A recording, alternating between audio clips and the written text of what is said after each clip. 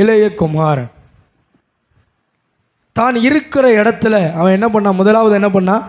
தன் தகப்பன் வீட்டை நினச்சி பார்த்தான். நான் எப்படி இருக்க வேண்டியவன் தெரியுமா?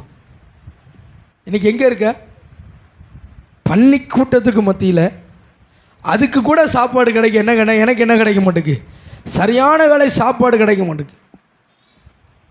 என் கையால் தான் சாப்பாடு எடுத்து என்ன பண்ணுறேன்? அந்த பன்னிக்கு போடுறேன். ஆனால் அதை சாப்பிட்றதுக்கு கூட எனக்கு என்ன இல்லை, கொடுத்து வைக்கலை. ஆனால் நான் இருந்த இடம் எது தெரியுமா? நான் இருந்த இடம் தகப்பன் வீட்டில் நான் யாராக இருந்தேன்? ராசா மாதிரி இருந்தேன். பாருங்கள், இன்றைக்கி உலகத்தில் மூத்த பிள்ளைக்கும் இளைய பிள்ளைக்கும் ஒரு வித்தியாசம் இருக்கும். இளைய பிள்ளை என்ன கேட்டாலும் மூத்த பிள்ளை என்ன பண்ணிடணும். அப்போ இளைய பிள்ளை எப்படி இருக்கும்? எல்லாருடைய வீட்டில் இளைய பிள்ளை ராசா மாதிரி தான் இருந்திருக்கும். இப்போ இளைய குமாரன் இந்த தகப்ப வீட்டில் எப்படி தான் இருந்திருப்பான்? ராசா மாதிரி தான் இருந்திருப்பான். நான் என் நண்பர்களோடு கூட ஒரு ஆடு கேட்டால் கொடுக்க மாட்டேங்குது.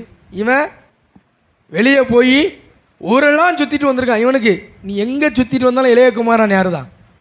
சத்தமாக சொல்ல மாட்டேங்கல. வீட்டில் ராசா மாதிரி தான். சாப்பாடு வைக்கிறது என்ன, தடபடலாக விருந்து பண்ணுறது என்ன.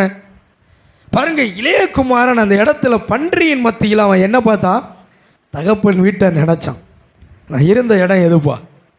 இன்னைக்கு எங்கே இருக்கிறேன்? நான் இருக்கிற இடம் தகப்பன் வீட்டில் பஞ்சு மெத்தையில் படுத்தேன். தகப்பன் வீட்டில் நேரத்துக்கு நேரம் சாப்பாடு, நேரத்துக்கு நேரம். வயிறு பசியே எனக்கு தெரியாது. இன்னைக்கு வயிறு நிரம்புறதே தெரிய மாட்டேங்குது. சிதம்பரம் அல்லையே சொல்லுங்களேன். ஒரு காலத்தில் வயிறு குறைவுபடுகிறது தெரியாது, ஆனால் இப்போ வயிறு நிரம்புறது தெரியல அப்படின்னு யோசித்து பார்க்கான். பூர்வ காலத்தில் என் தகப்பன் வீட்டில் எப்படி இருந்தேன் தெரியுமா? நான் விழுந்த இடம் எது? இந்த பொல்லாத இந்த நண்பர்களை நம்பி இந்த அக்கிரமத்தில் விழுந்ததுனால தானே நான் இந்த பன்னிக்கு மத்தியில் இந்த தவிட கூட சாப்பிட முடியாத நிலையில் நிற்கிறேன்னு அவன் இளையகுமாரன் யோசித்து பார்த்தான். யோசித்து பார்த்துட்டு சரி நம்ம நிலை இதுதான் அப்படின்னு உட்கார்ந்துருக்கல. அவன் என்ன பண்ணா?